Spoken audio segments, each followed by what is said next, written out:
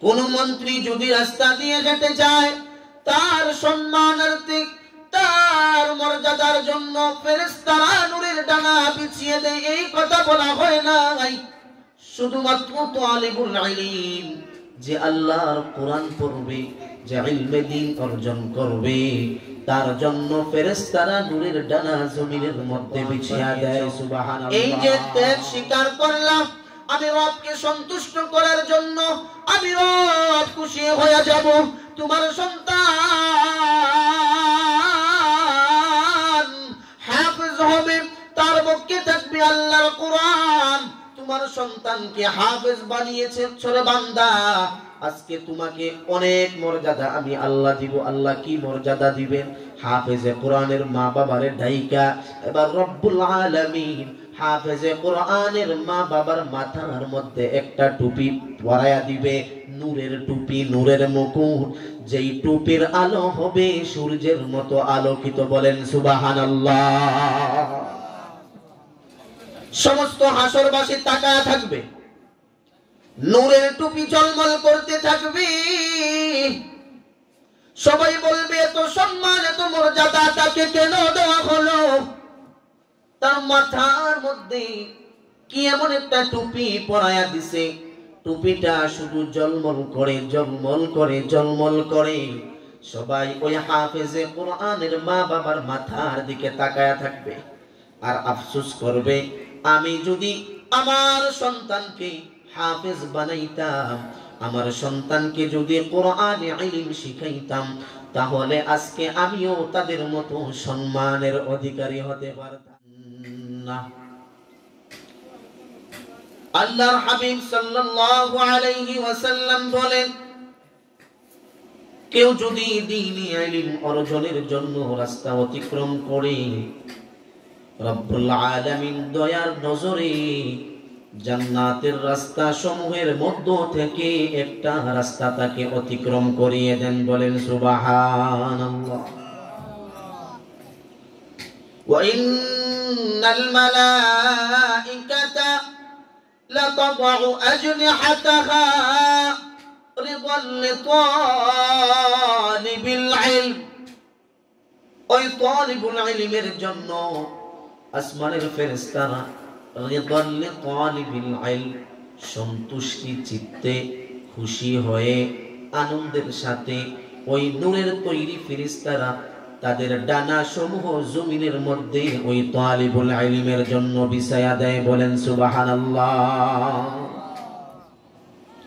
শুধু তা না, ওয়া ইন্নাল আলিমা লা ইস্তাগফিরু লাহু মান ফিস সামাওয়াতি ওয়াল আরদ। আসমান জমিনের মধ্যে যত বাসিন্দা আছে, ওয়াল হিতানু ফি জাওফিল মা, এবং জলের মধ্যে যেই মাছ বসবাস করে, আসমান জমিনের সমস্ত বাসিন্দারা, জলের সমস্ত বাসিন্দারা ওই তালিবুল ইলমের জন্য আল্লাহর কাছে মাগফিরাত কামনা করতে থাকে। তালিবুল ইলমের এত মর্যাদা, দুনিয়ার কোন মানুষ, দুনিয়ার কোন শিক্ষিত মানুষ যদি রাস্তা দিয়ে হেঁটে যায়, এই ঘোষণা দেওয়া হয় নাই। ওই ডক্টর যদি রাস্তা দিয়ে হেঁটে যায়, তার জন্য ফেরেশতা নূরের ডানা বিছিয়ে দিবেন, এই কথা বলা হয় নাই। কোন এমপি যদি রাস্তা দিয়ে হেঁটে যায়, তার সম্মানার্থে ফেরেশতারা নূরের ডানা বিছিয়ে দিবে, এই কথা বলা হয় নাই। কোন মন্ত্রী যদি রাস্তা দিয়ে হেঁটে যায়, তার সম্মানার্থে, তার মর্যাদার জন্য ফেরেশতারা নূরের ডানা বিছিয়ে দেয়, এই কথা বলা হয় নাই। শুধুমাত্র তালিবুল ইলম, যে আল্লাহর কোরআন পড়বে, যে ইলমে দ্বীন অর্জন করবে, তার জন্য ফেরেশতারা নূরের ডানা জমিনের মধ্যে বিছিয়ে দেয়। সুবহানাল্লাহ। তালিবুল ইলমের জন্য কত মর্যাদা, দুনিয়ার মধ্যে শেষ না। তালিবুল ইলমের জন্য, আলেমের জন্য দুনিয়াতে তো তাকে এই মর্যাদা দেওয়া হলো, পরকালে রব্বুল আলামিন ওই তালিবুল ইলমকে কি মর্যাদা দিবেন? হাফেজে কোরআনকে আল্লাহ কি মর্যাদা দিবেন? আল্লাহর নবী সাল্লাল্লাহু আলাইহি ওয়াসাল্লাম বলেন, কিয়ামতের দিন রব্বুল আলামিন ওই হাফেজে কোরআনকে ডেকে আনবেন, ও হাফেজে কোরআন আসো, অগ্রসর হও। দুনিয়াতে তুমি আমার কোরআন শিখেছো, আমার কোরআন বক্কে ধারণ করলা, কত খেয়ে না খেয়ে মাদ্রাসায় পড়লা, না ঘুমিয়ে কষ্ট করে তুমি মাদ্রাসায় লেখাপড়া করে আমার কোরআন মুখস্থ করেছিলা। তোমারে আজকে ময়দানে মাহশরে কত দান দেওয়া হবে, আজকের কিয়ামতের ময়দানে তোমাকে কত মর্যাদা দেওয়া হবে, তুমি কি জানো? সে বলবে, রব জানি না কি মর্যাদা দিবেন। দুনিয়াতে যখন আমি মাদ্রাসায় ভর্তি হয়েছিলাম, ওই যে কত মানুষ আমাকে নিয়ে কটাক্ষ করেছে, কত মানুষ বলেছে মাদ্রাসায় পড়ে খাইবো কি, ফিরবো কি, উপস্থাপন লাগবো, এমন কথা বইলা অনেক মানুষ আমাকে কটাক্ষ করেছে, তিরস্কার করেছে, আমাকে তাচ্ছিল্যের সুরে দেখেছে। আরেক ভাই, আমার বন্ধু, আমার পাড়া প্রতিবেশীর অনেক সন্তান, আমার সহচর মাসর, তারা স্কুলে পড়েছে, তারা কলেজে পড়েছে, তারা ভার্সিটিতে পড়েছে, সবাই তাকে বড় সম্মান জানিয়েছে। কিন্তু মাদ্রাসায় পড়ার কারণে আমাকে তেমন মর্যাদা দেওয়া হয় নাই, সম্মান দেওয়া হয় নাই। বরঞ্চ আমারে বলছে 2 টিকি মোল্লা, 5 টিকি মোল্লা, কাঠ মোল্লা বইলে আমারে কটাক্ষ করেছিল। আল্লাহ, আপনার কোরআন বক্ষে ধারণ করতে গিয়ে কত কষ্টই না আমি করলাম। আল্লাহ রাব্বুল আলামিন তার বান্দাকে বলবেন, ও গোলাম, ওই কষ্ট করে মুজাহাদা করে তুমি আমার কোরআন মুখস্থ করার জন্য মাদ্রাসায় পড়ে রয়েছিল রে বান্দা, তোমাকে দুনিয়াতে আমি রব সম্মানিত করেছিলাম, আসমান জমিনের সব বাসিন্দারা তোমাকে সম্মান করেছিল। ওই সম্মান দুনিয়ার কোনো মানুষ দেখে না ভাই, দুনিয়ার কেউ দেখে নাই, ওই মর্যাদার কথা কেউ জানে না। যারা কোরআন হাদিস পড়েছে তারাই একমাত্র জানতে পেরেছে। আজকে এই কিয়ামতের ময়দানে সবার সামনে তোমাকে মর্যাদা দিব, সম্মানিত করব। আর কি মর্যাদা দিবেন? আল্লাহ রাব্বুল আলামিন হাফেজ কোরআনকে বলবেন, হাফেজ কোরআন, আমার যে কোরআন তুমি মুখস্থ করেছো, আমার যে কোরআন তোমার পক্ষে ধারণ করেছো, আজকে ওই কোরআন তেলাওয়াত করতে থাকো, এক আয়াত পড়বা আর এক তালা জান্নাতে উঠতে থাকো, বলেন সুবহানাল্লাহ। এক আয়াত পড়ো এবং এক তালা উঠতে থাকো। হাফেজে কোরআন এবার তেলাওয়াত শুরু করে দিবে আর এক তালা করে উঠতে থাকবে, শুরু করে দিবে সূরা ফাতিহা থেকে। আল্লাহর বান্দা হাফেজে কোরআন পড়তেছে আর একতলা উঠতেছে, উঠতে উঠতে উঠতে উঠতে এত উপরে চলে যাবে, সমস্ত হাসরবাসী তাকায়া থাকবে, কি রে এত উপরে উঠে কেন? তাকাইলে দেখি মাথার টুপি ভরে যায়, এত উপরে তার স্থান হবে যেখানে মিনাল জিন্নাতি ওয়ান নাস বলবে, ওই জায়গা হয়ে যাবে, ওই স্থান হয়ে যাবে তার সর্বশেষ ঠিকানা, সর্বোচ্চ জান্নাত। এমন মর্যাদা হাফেজে কোরআনকে দেওয়া হলো। এবার ডাকা হবে হাফেজে কোরআনের মা বাবাকে।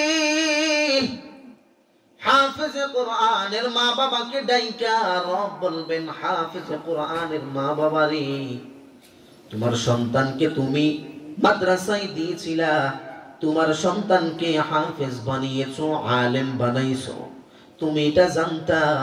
তোমার সন্তান যদি হাফেজ হয়, আলেম হয়, তোমার সন্তান তো বড় মোটা অঙ্কের টাকা রোজগার করতে পারবে না।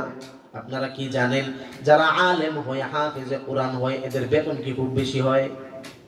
তোমরা এটা জানতা?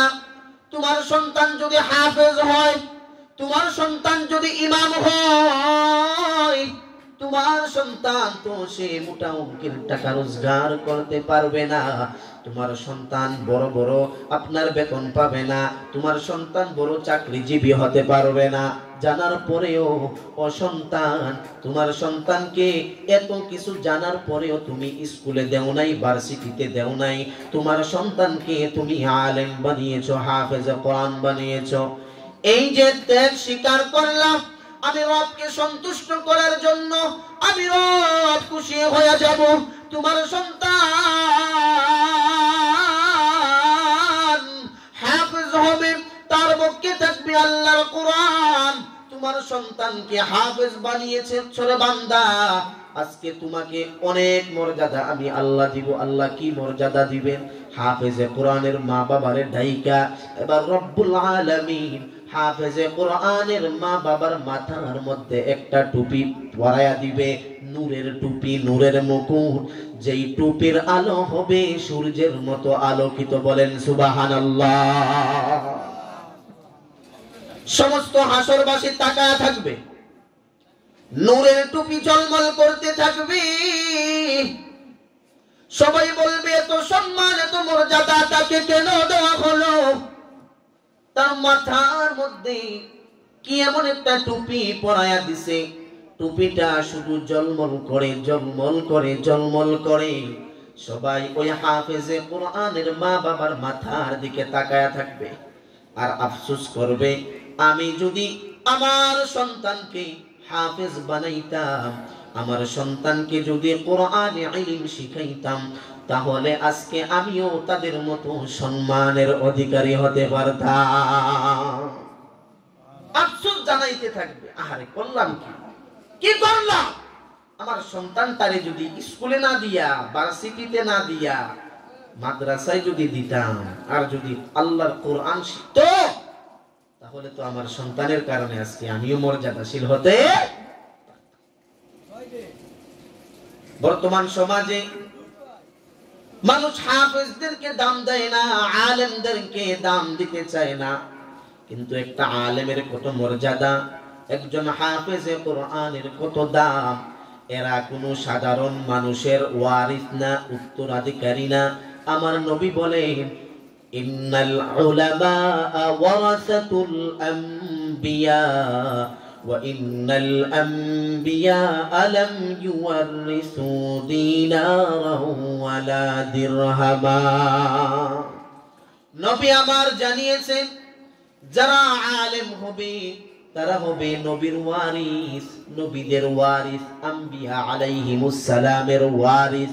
সাধারণ কোন মানুষের ওয়ারিস না, এমপি সাহেবের ওয়ারিস না, মন্ত্রী সাহেবের ওয়ারিস না, তারা হলো আলেমদের ওয়ারিস।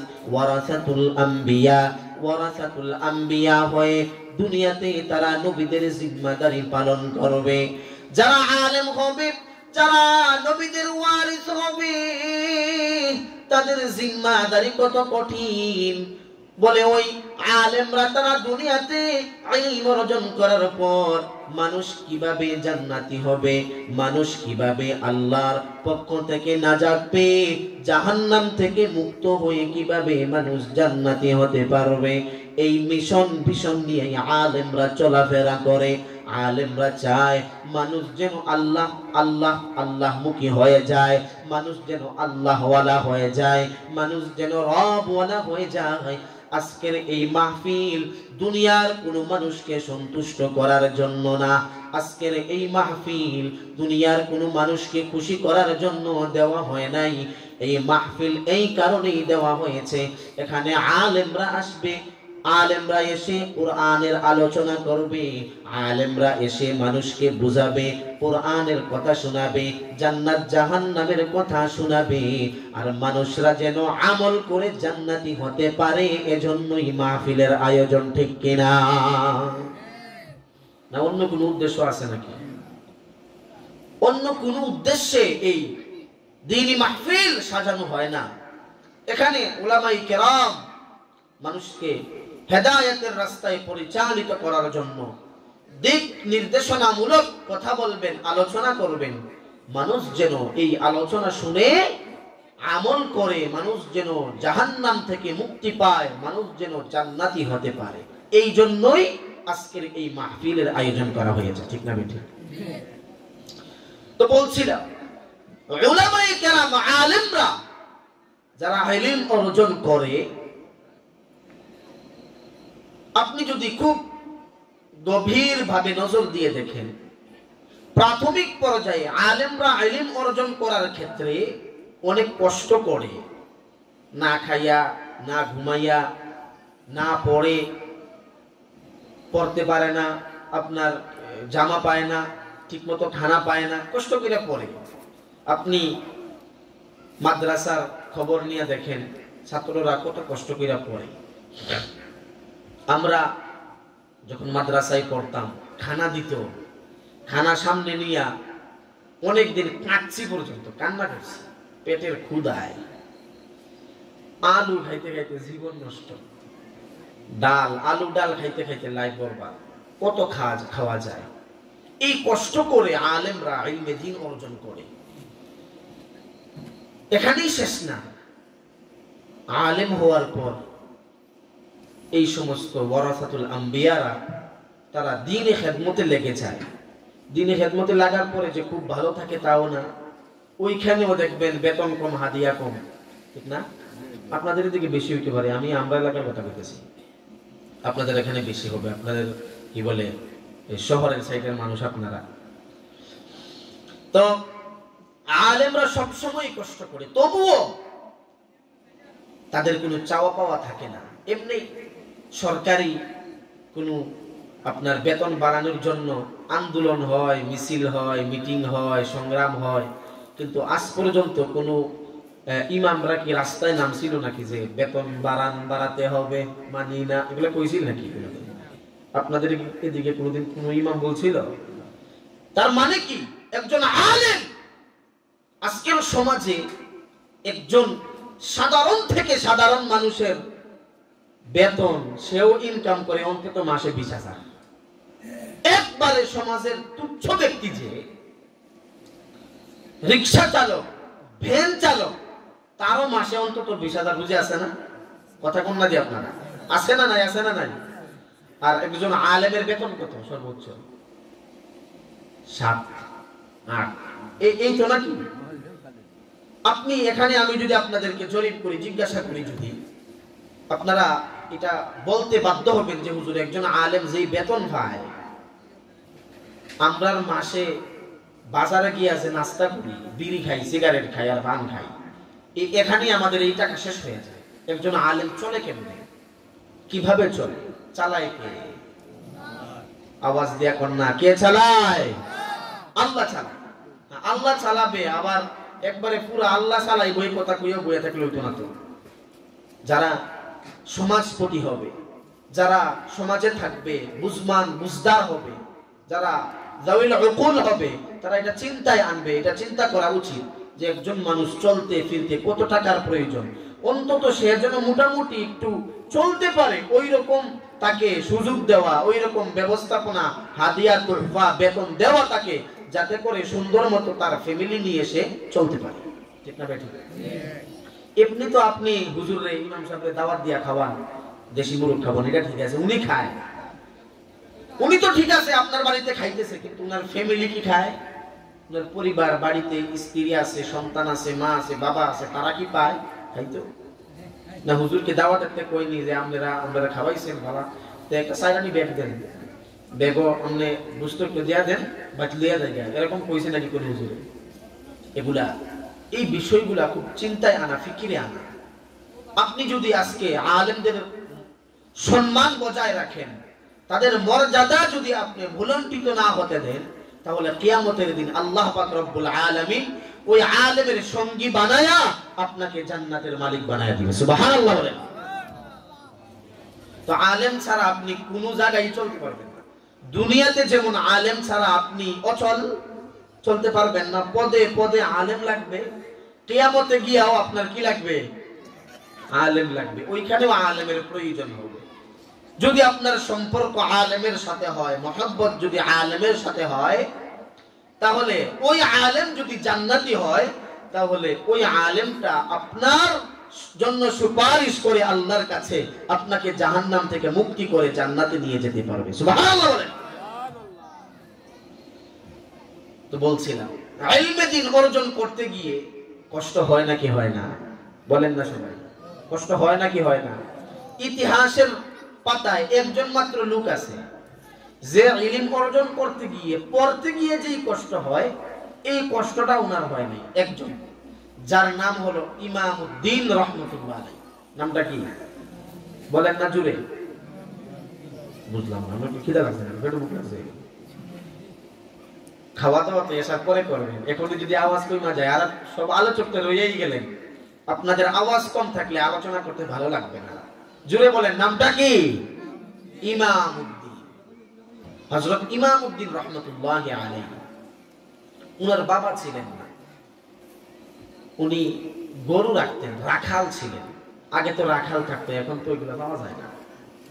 তো উনি গরু রাখতেন। তো একজন আল্লাহর ওলি আলেম রাস্তা দিয়ে যায় ভাইটা, তো উনারে দেখা বলছে, বাবা তোমার নাম কি? আমার নাম ইমামউদ্দিন। নাম কি?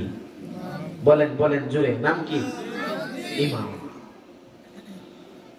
তো আল্লাহর ওলি নাম শুই না উনি, তোমার নাম ইমামউদ্দিন। ইমাম মানে নেতা, আর দিন মানে তো ধর্ম, দিন। ইমামউদ্দিন অর্থ হলো ধর্মের নেতা, দিনের নেতা। চিন্তা করে, তুমি ধর্মের নেতা, দিনের নেতা, তোমার নামের অর্থ, তুমি যে গরুর ইমাম হয়ে বসেছো, তুমি দেখবে রাখাল। আমার মা বাবার ইচ্ছা ছিল আমি আলেম হব, কিন্তু আমার বাবা দুনিয়াতে না থাকার কারণে ইলম অর্জন করতে পারি না, এই জন্য আমি গরুর ইমাম। আমি তোমাকে একটা জায়গায় পাঠাবো, তুমি কি আলেম হবে? হ্যাঁ আমার ইচ্ছা আছে। তোমার মা থেকে অনুমতি নিয়ে আসো। তো অনুমতি নিয়ে আসছে, সংক্ষেপে বলি, সময় নাই। অনুমতি নিয়ে আসছেন, মার কাছে গিয়া বলে, মা একজন আলেম আমারে বলছেন আমি নাকি আলেম হব, আমার নামের অর্থ নাকি দ্বীনের ইমাম, ধর্মের ইমাম। আমি আলেম হওয়ার জন্য ওই আল্লাহর ওলি আমাকে একটা মাদ্রাসায় পাঠাবেন, আপনি যদি অনুমতি দেন, আপনার অনুমতি নিয়ে আমি যাইতে চাই, আপনি অনুমতি দেন কি দেন না? দিব। যা বাবা, তুই যদি আলেম হস আমি মার গর্ব, আমার অনুমতি আছে। ওই আলেম যেই মাদ্রাসায় তোকে পাঠায়া দেয়, ওই মাদ্রাসায় গিয়া তুই আল্লাহর কোরআনের ইলম অর্জন করতে লেগে যা। সুবহানাল্লাহ। আল্লাহর ওলি ইমামউদ্দিনকে পাঠায়া দিবেন ভারতের সাহারানপুর মাদ্রাসা। তার বাড়ি ছিল নোয়াখালী জেলা। নোয়াখালী জেলা থেকে সে রওনা করলো, ভারত যাবে সাহারানপুর মাদ্রাসা। তখন গাড়ি ছিল না, নদী পথে যাওয়া লাগতো, লঞ্চে করে, জাহাজে করে সে যাবে। সন্ধ্যা হয়ে গেল, ইমামউদ্দিনের কাছে তেমন টাকা নাই, পয়সা নাই। ইমামউদ্দিন রাহমাতুল্লাহি আলাইহি সন্ধ্যা যখন হয়ে গেল, ইমামউদ্দিন একটা মসজিদে গিয়ে নামাজ আদায় করলো, আর চিন্তা করতেছে, আল্লাহ আমি আজকে রাত কোথায় থাকবো, কি খাবো, কিভাবে আজকে আমি থাকবো? কোনো মানুষ এখানে আমার পরিচিত না, কাউকে আমি চিনি না, আমি কিভাবে থাকবো? তুমি আল্লাহ আমার সবকিছুর ব্যবস্থা করে দাও। ইমামউদ্দিন নামাজ পড়ে আল্লাহর কাছে দোয়া করছে। আল্লাহর নবী বলেন, যে ব্যক্তি আল্লাহর কোরআনের ইলম অর্জন করার জন্য, ইলমে দ্বীন অর্জন করার জন্য রাস্তা অতিবাহিত করে, অতিক্রান্ত করে, রব্বুল আলামিন জান্নাতের রাস্তা সমূহের মধ্য থেকে একটা রাস্তা তাকে অতিক্রম করায়া দেয়। আল্লাহর বান্দা ইমামউদ্দিন সে যাবে মাদ্রাসায় দ্বীনে ইলম অর্জন করার জন্য। আল্লাহ সাহায্য করবেন নাকি করবেন না বলেন? ইমামউদ্দিন দোয়া করলো আল্লাহর কাছে, আল্লাহ তো এমন রব, এমন রহমান, এমন রহিম। কোন বান্দা যখন আল্লাহর কাছে দোয়া করে, কোন বান্দা যখন আল্লাহর দরজায় হাজির হয়ে বলে, আল্লাহ যাওয়ার আর কোনো জায়গা নাই, আপনার দরবার ছাড়া আর কোনো দরবার নাই। কোন বান্দা যখন আল্লাহর দরজায় হাজির হয়ে যায়, রব্বুল আলামিন কোন বান্দাকে খালি হাতে ফিরায়া দেয় না। ইমামউদ্দিন দোয়া করে বসে আছে মসজিদে। কিছুক্ষণ পরে একজন হাজী সাহেব মসজিদে প্রবেশ করলো। ও পরিচিত একজন মানুষ, কোনদিন দেখে নাই। বলতেছে, বাবা তোমার বাড়ি কই, তোমার নাম কি? বলে, আমার নাম ইমামউদ্দিন, আমার বাড়ি হলো নোয়াখালী জেলা, আমি যাব ভারতের সাহারানপুর মাদ্রাসায় ভর্তি হব, ইলমে দ্বীন অর্জন করব। এই কথা শোনার সঙ্গে সঙ্গে হাজী সাহেব বললেন, দীর্ঘদিন যাবত আমার আকাঙ্ক্ষা একজন তালিবুল ইলমকে একজন মুসাফিরকে খানা খাওয়াবো, অনেকদিন একজন মুসাফির তালাশ করি খুঁজি। তুমি যেহেতু অনেক দূর সফর করবে, তুমি একজন মুসাফির আবার একজন তালিবুল ইলম, আজকে যেহেতু তুমি একজন মুসাফিরকে পেয়ে গেলাম, তোমাকে আমি দাওয়াত করলাম, আমার বাড়িতে আসো, দাওয়াত গ্রহণ করো, আমি তোমাকে আপ্যায়ন করতে চাই। বলেন সুবহানাল্লাহ। ইমামউদ্দিন হাজী সাহেবের সাথে তার বাড়িতে চলে গেল। ইমামউদ্দিন এবার বলতেছে, চাচা আমি ভারতের সাহারানপুর মাদ্রাসায় যাব ইলমে দ্বীন অর্জনের জন্য, কিন্তু টাকা পয়সা কিছুই নাই, কিভাবে যাব, লঞ্চের ভাড়া কিভাবে দিব?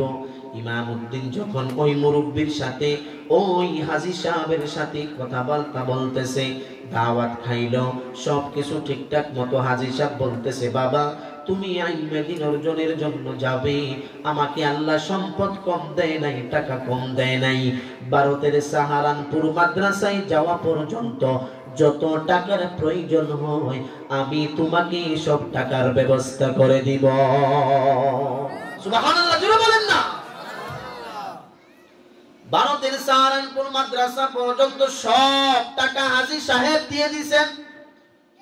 ওইদিকে ভারতের সাহারানপুর মাদ্রাসার প্রিন্সিপাল সৈয়দ আহমদ বেরলভী রহমাতুল্লাহি আলাইহি, উনাকে রাতের বেলা রব্বুল আলামিন স্বপ্নে দেখাইছে, ও সৈয়দ আহমদ বেরলভী, একজন ছাত্র বাংলাদেশ থেকে আসবে, নোয়াখালী থেকে, তোমার মাদ্রাসায় ভর্তি হওয়ার জন্য ছাত্র আসতেছে, আসার সঙ্গে সঙ্গে তারে তুমি ভর্তি করায় আনিবা। স্বপ্ন কে দেখাইছেন? আল্লাহ। স্বপ্ন হলো তিন প্রকার, এক রহমানি, দুই শয়তানি, তিন খেয়ালি। এক স্বপ্ন হলো যেটা শয়তানের পক্ষ থেকে দেখানো হয়, আরেকটা হলো খেয়ালি, যেই জিনিস মানুষ চিন্তা করে, যেই জিনিস নিয়ে মানুষ বেশি ভাবে, ওই জিনিসটাই মানুষ স্বপ্নে দেখে। আরেকটা হলো রহমানি, যেই স্বপ্ন রবের পক্ষ থেকে বান্দাকে দেখানো হয়। রব্বুল আলামিন সৈয়দ আহমদ বেরলভীকে স্বপ্ন দেখালেন। সৈয়দ আহমদ বেরলভী এবার পরের দিন সকাল বেলা মাদ্রাসার গেটের মধ্যে দাঁড়ায়া ইমামউদ্দিনের জন্য অপেক্ষা করতেছেন।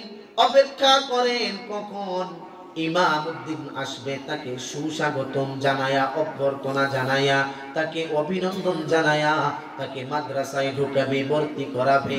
আল্লাহ রব্বুল আলামিন সৈয়দ আহমদ বেরলভীকে স্বপ্ন দেখায়া দিয়েছেন, তিনিও ছিলেন আল্লাহওয়ালা। পরের দিন যখন ইমামউদ্দিন মাদ্রাসায় প্রবেশ করলেন, মাদ্রাসার গেটের মধ্যে সৈয়দ আহমদ বেরলভী দাঁড়ায় আছেন।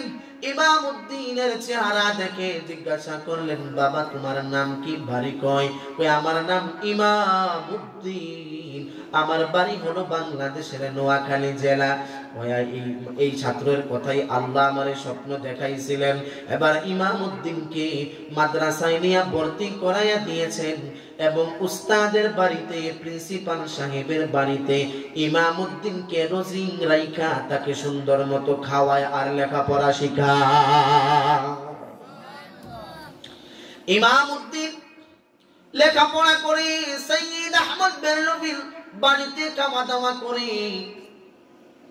ইমামউদ্দিন যখন মাদ্রাসায় ভর্তি হয়ে গেল, কোনদিন যেই ছাত্র ক্লাসে বসে নাই, যেই ছাত্র কোনদিন লেখাপড়া করে নাই, যেই ছাত্র কোনদিন মাদ্রাসার বারান্দায়ও যায় নাই, সে যদি হঠাৎ করে মাদ্রাসায় এসে ভর্তি হয়ে যায়, তাহলে কি পড়া বুঝবে নাকি?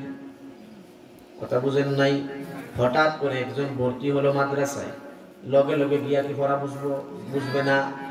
ইমামউদ্দিন মাদ্রাসায় পড়ে ক্লাস করে, শিক্ষকরা ক্লাস করায়, তার সহপাঠী জামাত সবাই পড়া বুঝে, কিন্তু ইমামউদ্দিন পড়া বুঝে না, পড়াও পারে না, মেধা খারাপ, জেহেন শক্তি খারাপ। এবার কোন ছাত্র যদি আপনার ক্লাসের মধ্যে গাদা হয়, পড়া না পারে, অন্যান্য ছাত্ররা তাকে নিয়ে হাসাহাসি করে নাকি করে না? বলেন বলেন, করে নাকি করে না? ছাত্ররা হাসাহাসি করে, ইমাম উদ্দিনকে নিয়ে ছাত্ররা হাসাহাসি করে, ঠাট্টা বিদ্রুপ করে। ইমাম উদ্দিনকে বলে, বাংলাদেশ থেকে আসছো বেটা, লেখাপড়া করার লাগে আইছো, কিন্তু পড়া তো ভালো না। যেমন তুমি বাংলাদেশ থেকে এসেছো মূর্খ অবস্থায়, ওই রকম মূর্খ অবস্থায় তোমাকে যাওয়া লাগবে। তোমার দ্বারা ইলমে দ্বীন অর্জন করা সম্ভব হবে না। নাউজুবিল্লাহ বলে। ইমাম উদ্দিনের মনের মধ্যে কষ্ট লেগে গেল। ইমাম উদ্দিন কাঁদে আর আল্লাহকে বলে, আল্লাহ, বাংলাদেশ থেকে আসলাম আপনার ইলম, আপনার দ্বীনে ইলম, কোরআনে ইলম অর্জন করার জন্য। সমস্ত ছাত্ররা আমাকে নিয়ে ঠাট্টা বিদ্রুপ করে, আমাকে বলে আমি নাকি আলেম হতে পারবো না, আমি নাকি আপনার কোরআনের ইলম বক্ষে ধারণ করতে পারবো না। সমস্ত ছাত্ররা আমাকে নিয়ে ঠাট্টা বিদ্রুপ করে, হাসাহাসি করে। আল্লাহ, দ্বীনে ইলম থেকে আমাকে মাহরুম করিয়েন না, দ্বীনে ইলম থেকে আমাকে আপনি বঞ্চিত করবেন না। আল্লাহ, বড় আশা নিয়া আমার মা আমারে পাঠাইছেন। গরু রাখাল ছিলাম, ওই গরু রাখাল থেকে আমি মাদ্রাসায় আসলাম। এখন যদি আমাকে বঞ্চিত করে দেন, আমাকে যদি মাহরুম করে দেন, কানে হাতে আমার ফিরে যেতে হবে, আমার মা বড় কষ্ট পাবে। আমি কি আপনার দ্বীনের রাহবার হতে পারবো না? আমি কি আপনার দ্বীনের খাদেম হতে পারবো না? আল্লাহ, আমাকে আপনার দ্বীনের জন্য কবুল করে নেন। ইমাম উদ্দিন লেখাপড়া করে, বেশি বেশি আল্লাহর কাছে দোয়া করে, কান্নাকাটি করে। ইতিহাসের পাতায় যত বড় বড় আলেমদের ইতিহাস পাওয়া যায়, বড় বড় আলেমরা তাদের ইতিহাসগুলা ঘাটাঘাটি করলে দেখা যায় বেশিরভাগরাই ছাত্র জামানায় প্রাথমিক অবস্থায় খারাপ ছাত্র ছিলেন, বেশি বুঝতেন না, মেধা ভালো ছিল না। কিন্তু মেধা ভালো না হওয়ার পরেও লেগে থাকার কারণে, বেশি বেশি মেহনত করার কারণে, আল্লাহর কাছে দোয়া করার কারণে রব্বুল আলামিন তাকে জগতের যুগ শ্রেষ্ঠ আলেম হিসাবে কবুল করে নিয়েছে। বড় বড় আলেমদের ইতিহাস দেখেন। আমাদের চট্টগ্রামের মেঘল মাদ্রাসায় একজন শিক্ষক আছেন, আমাদের উস্তাদে মুহতারাম শায়েখ আল্লামা ইসমাইল খান দামাত বারাকাতুহু, মেঘল মাদ্রাসার সিনিয়র শিক্ষক। ছাত্র জামানায় তিনি এত দুর্বল মেধার অধিকারী ছিলেন, পড়তেন কিন্তু পড়া বুঝতেন না, পড়া পারতেন না। তবুও তিনি সরে যান নাই, তবুও তিনি পড়া থেকে বিরত থাকেন নাই, পড়ার মধ্যে লেগে আছেন, মেহনত চালায়া গেছেন, মেহনত করতে থাকেন। ওই মেহনতের ফলে আল্লাহ উনাকে বড় আলেম বানায়া দিয়েছেন। এখন আপনারা যদি ইউটিউবে গিয়ে সার্চ করেন ইসমাইল খান মেঘল, দেখবেন উনার আলোচনা আসবে। বড় চমৎকার আলোচনা করেন। আলোচনার মধ্যে এত বেশি হাদিস বলেন, হাদিস আর হাদিস আলোচনাতে আমাদের উস্তাদ এত হাদিস কেমনে মুখস্থ করলেন, এত ইলম কেমনে অর্জন করলেন। ওই যে ছাত্র খারাপ ছিলেন, ওই সময় যদি তিনি বিরক্ত হয়ে চলে যেতেন, লেখাপড়া যদি ছেড়ে দিতেন, তাহলে কি আজকে উনি বড় আলেম হতে পারতেন নাকি? বলেন পারতেন না। মেহনত করার কারণে, কষ্ট মুজাহাদা করার কারণে, লেগে থাকার কারণে রব্বুল আলামিন উনাকে বড় আলেম বানায়া দিয়েছেন। যেমন আমরা মাদ্রাসায় পড়েছি মুখতাসারুল মাআনি, সাদউদ্দিন তাফতাজানি রাহমাতুল্লাহি আলাইহি। এত দুর্বল মেধা উনার ছিল, ভালো ছাত্র ছিলেন না, কত বড় কিতাব লেখছেন। উস্তাদরাও পড়াইতে এত কষ্ট হয়, সব উস্তাদরা বুঝে না, সব ছাত্ররাও বুঝে না। যেই উস্তাদ পড়ায় উনাকে অনেক ইলমওয়ালা হতে হয়, যেই ছাত্ররা বুঝতে পারে তারাও অনেক মেধাবী হতে হয়। সাদউদ্দিন তাফতাজানি রাহমাতুল্লাহি আলাইহি এত দুর্বল মেধার অধিকারী ছিলেন, পড়তেন পড়া পড়তেন না। সাদউদ্দিন তাফতাজানি রাহমাতুল্লাহি আলাইহি দিনের বেলা পড়তেন, রাতের বেলা পড়তেন। পড়ার নেশায়, এমনকি তিনি ঘুমের মধ্যে থাইকাও পড়তেন। সুবহানাল্লাহ বলুন। ঘুমের মধ্যেও পড়তেন।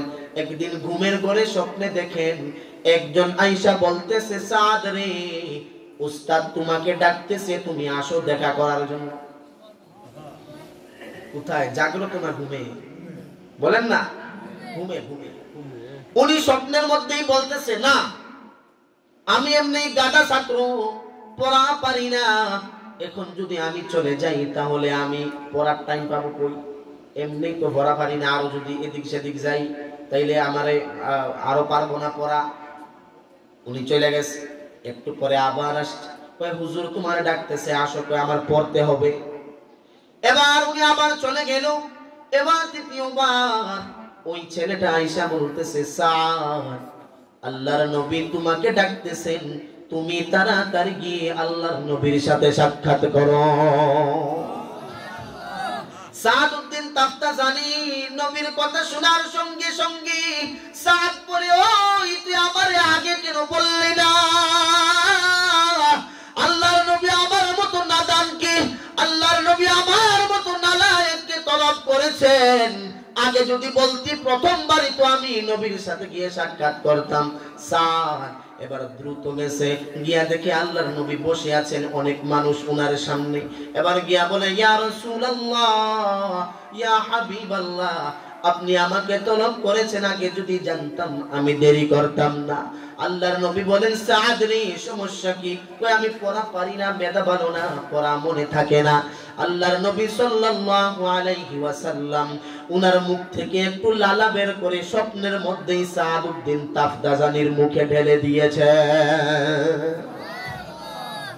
ঘুম থেকে জাগ্রত হয়ে গেলেন সাদ।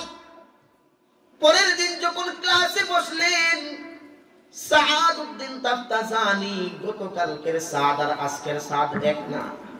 গতকালকে যেই সাদ ছিল সে ছিল জয়ীব মেধার অধিকারী, আজকের সাদ ওই দুর্বল মেধার অধিকারী না। এবার ক্লাসের মধ্যে উস্তাদ ছাত্রদেরকে পড়ায়, সাদউদ্দিন তাফতাজানি উস্তাদকে একটা প্রশ্ন করেছেন। কি করেছেন? কথা বলতে হবে জুড়ে। কি করেছেন? সওয়াল করেছেন, প্রশ্ন করেছেন। প্রশ্ন শুনা অন্যান্য ছাত্ররা হেসে দিছে। সাদউদ্দিন তাফতাজানির প্রশ্ন শুনে সব ছাত্ররা হেসে দিয়েছে। সবাই হেসেছে, তার কারণ প্রশ্ন বুঝছে না ছাত্ররা। তারা মনে করছে যে সাদ কোনদিন পড়া পারে না, পড়া বুঝে না, ওই সাদ আজকে হুজুরকে প্রশ্ন করে, এটা তারা হাসি দিয়া উড়াইয়া দিছে। কিন্তু প্রশ্ন শোনার সঙ্গে সঙ্গে উস্তাদ বলেন, হাসবি না রে, হাসবি না, গতকালকের সাদ আর আজকের সাদ এক সাদ না। যারা দুর্বল মেধার অধিকারী, আমাদের মাদ্রাসায় দেখতাম যারা পড়াতে দুর্বল, দুর্বল হওয়ার কারণে উস্তাদের বেশি বেশি খেদমত করে, মানুষের বেশি বেশি দোয়া নেয়। মুরব্বি পাইলেই বলে, চাচা দোয়া কইলেন, আমি মাদ্রাসায় পড়ি, মেধা খারাপ, সবার কাছে দোয়া চায়। আর যার মেধা ভালো তার মধ্যে একটা মাস্তানি থাকে, আমার তো মেধা ভালো, কেউ আমার সাথে লেখাপড়া করে পারে না, তার মধ্যে একটা হেরমগিরি থাকে। যার কারণে বেয়াদবি করে উস্তাদদের সাথে, বেয়াদবি করে মা বাবার সাথে, বেয়াদবি করে মুরব্বির সাথে, যার কারণে শেষ পর্যন্ত সে আর বড় আলেম হতে পারে না। ইমামউদ্দিন রহমাতুল্লাহি আলাইহি রবের কাছে কান্নাকাটি তো করে, দোয়া করে, আল্লাহ আপনার দরবার থেকে ফিরাইয়া দিন না রে আল্লাহ, আমাকে যদি আপনি মাহরুম করে দেন। ছাত্ররা আমাকে নিয়ে হাসাহাসি করে, ঠাট্টা বিদ্রুপ করে, আমি নাকি কোনোদিন আলেম হতে পারবো না, আমি নাকি কোনোদিন আপনার কোরআনের খাদেম হতে পারবো না। কাঁদতেছে, আল্লাহর কাছে দোয়া করে। উস্তাদ একদিন ইমামউদ্দিনকে বললেন, ও ইমামউদ্দিন, আমার রুমের মধ্যে আসো রাতের বেলা। ইমামউদ্দিন উস্তাদের রুমের মধ্যে চলে গেলেন। উস্তাদ বলতেছেন, ইমামউদ্দিন আমাকে একটু খেদমত করে দাও, আমার মাথায় একটু কেমন জানি ব্যথা করতেছে, আমাকে একটু মালিশ করে দাও। ইমামউদ্দিন উস্তাদের খেদমতে লেগে গেল। উস্তাদ এবার কিছুক্ষণ পরে উস্তাদের ঘুম চলে এসেছে। উস্তাদ নিদ্রায় চলে গেলেন। ইমামউদ্দিন ওই সময় তার কাছে কেউ নাই। উস্তাদ ঘুমের মধ্যে। ইমামউদ্দিনের স্মরণ হয়ে গেল ওই যে ছাত্ররা তাকে নিয়ে তামসা করে, তাকে নিয়ে ঠাট্টা বিদ্রুপ করে, হাসাহাসি করে, তিরস্কার করে, তাচ্ছিল্য করে, হেয় প্রতিপন্ন করে। তার স্মরণ হয়ে গেল ছাত্রদের কথা। ছাত্ররা যে বলে, ইমামউদ্দিন, যদিও তোমার নাম ইমামউদ্দিন হয়, তুমি প্রকৃত অর্থে দ্বীনের ইমাম হতে পারবা না। ওই ছাত্রদের কথা তার স্মরণ হয়ে গেল। তার অন্তরের মধ্যে বিশাল আঘাত। সে তার চোখ দিয়ে পানি জড়িয়ে আল্লাহর দরবারে কাঁদতেছে। রবকে মনে মনে বলতেছে, আল্লাহ, বড় আশা নিয়া ভারতের সাহারানপুর আসলাম, মাদ্রাসায় এসে ভর্তি হয়ে গেলাম। আল্লাহ, এখানে আসলাম, কষ্ট করি, মুজাহাদা করি, আমাকে আপনি বঞ্চিত করবেন না। কাঁদতেছেন, চোখের পানি পড়তেছে। হঠাৎ করে খেদমত করতে করতে উস্তাদের শরীরের মধ্যে তার চোখের পানির একটা ফোঁটা পড়ে গেছে। চোখের পানি উস্তাদের পায়ে শরীরে পড়ার সঙ্গে সঙ্গে উস্তাদের ঘুম ভেঙে গেল।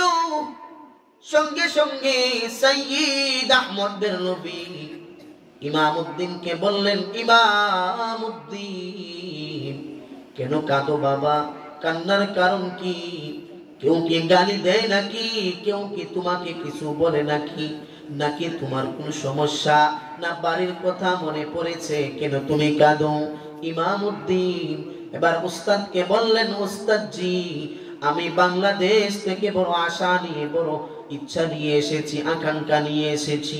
আমার ছাত্র ভাইয়েরা আমাকে নিয়ে হাসাহাসি করে, ঠাট্টা করে, আমি নাকি আলেম হতে পারবো না, আমি নাকি দ্বীনের দাঈ হতে পারবো না, আমি নাকি আল্লাহর দ্বীনের খাদেম হতে পারবো না।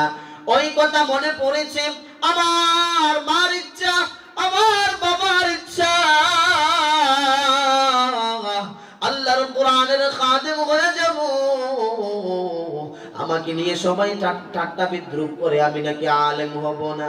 উস্তাদ জি, আমার জন্য দোয়া করেন, আল্লাহ যেন আমাকে কোরআনের জন্য কবুল করে নেয়। এই কথা বলার সঙ্গে সঙ্গে উস্তাদ এবার ঘুম থেকে উঠে গেলেন। ইমামউদ্দিনকে বললেন, ইমামউদ্দিন, তুমি এবার, তোমাকে একটা কাজ দিব, দায়িত্ব দিব, গিয়া ওযু করো। কি করো? জোরে বলেন, কি? ওযু করবা সুন্দর করে। ওযু